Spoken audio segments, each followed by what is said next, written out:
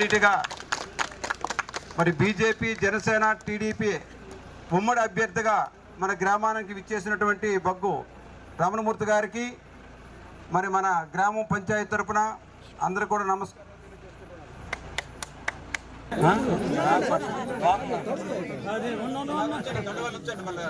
అయ్యా అందరూ రండి.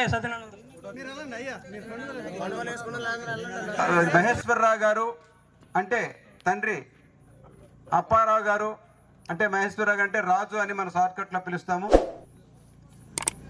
మన అతని ఆధ్వర్యంలో మన గ్రామంలో చాలా కుటుంబాలు టీడీపీ కండువా వేసుకొని ఈ పార్టీని మంచితనాన్ని గుర్తించి పార్టీలోకి రావడానికి చాలామంది ఇక్కడ సిద్ధపడి ఉన్నారు. మరి వారిని కూడా ఇప్పుడు సారు చేతుల మీదుగా కండువాలు వేయడం జరుగుతుంది.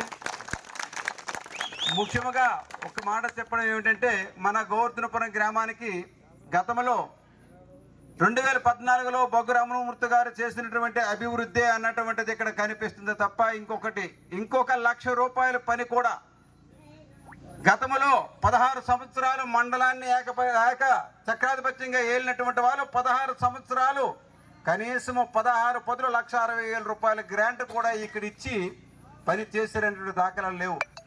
అది నేను ఇక్కడ చెప్పడం కాదు, ఒక్క పని చూపించండి. స్వర్గీయ ఈశ్వరరావు గారు గతంలో మన ఈ గ్రామానికి తారు రోడ్డు, మా గ్రామానికి కాజువే అక్కడ చేశారు తప్ప అంతకు మించి అదైనా అతని శక్తి సామర్థ్యాలతో చేశారు.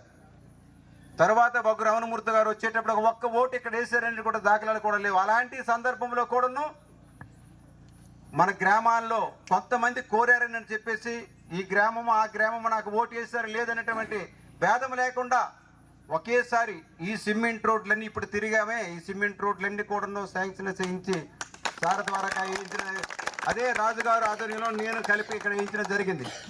అదే కాదు, ఈ వచ్చినటువంటి వాళ్ళు ఎవరు కూడాను ఎవరైనా ఆలోచించకుండా అతని దగ్గరికి వెళ్ళిన తర్వాత గోవర్ధనపురం వారు వచ్చారనంటే మిగతా వాళ్ళందరి పక్కన పెట్టి ముందు వాళ్ళని రమ్మని చెప్పి గౌరవించి కూర్చుండబెట్టి టీలిచ్చి ఈ సమస్య చెప్పయ్య అని చెప్పేసి ఆ రోజు అడగడం జరిగింది.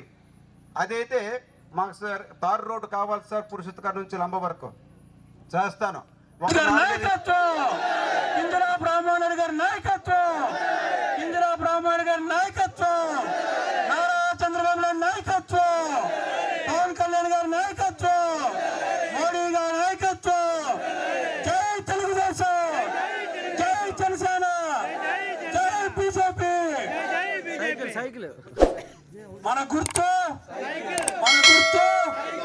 సైకిల్ గుర్తు